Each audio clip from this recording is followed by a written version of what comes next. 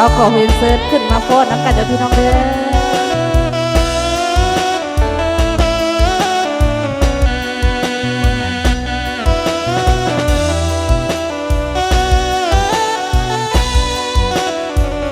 มองเห็นน้ำบาดใจสิขาดน้ำไอคนลอ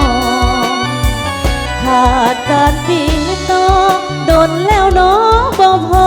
หน้าเพิ่นที่อยู่เบอร์โทรในน้ำบาดเขียนเชิญเลือกงานติดต่อจอมอก็เพิ่นโทรหาเพิ่นพอแต่สนจากเว้าหรือสั่งเว้าฝรั่ง sorry sorry อายมิดสิลีใจน้องนี้ก็เริ่มเป็นตังออกมือเธอใหม่อายบอกคนเว้าสู่ฟังได้สูญทิ้งแล้วหันหลังบ่มีหวังนั่งกดเบอร์โทรโทษฮัลโหล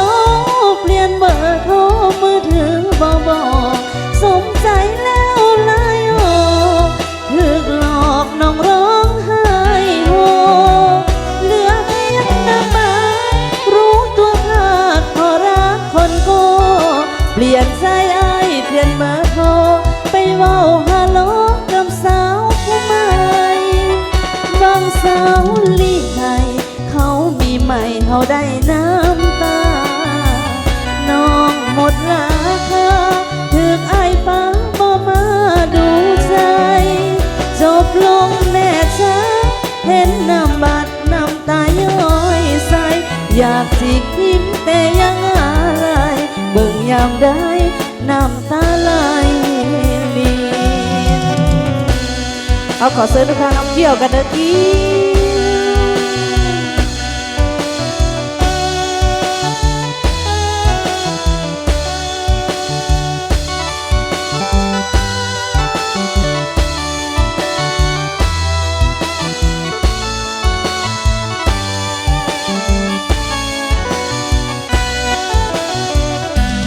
โทษฮัลโหลเปลี่ยนเบอร์โทรมือถือบอกสงสัยแล้วไล่ออกถึกหลอกน้องร้องไห้โฮเหลือเพียงน้ำตารู้ว่าพลาดพอรักคนโกเปลี่ยนใจอ้ายเปลี่ยนเบอร์โทรไปเว้าฮัลโหลกับสาวผู้ใหม่บางสาวลีให้เขามีใหม่เขาได้น้ำตาน้องหมดราคาถึกอ้ายป้าบ่มาดูใส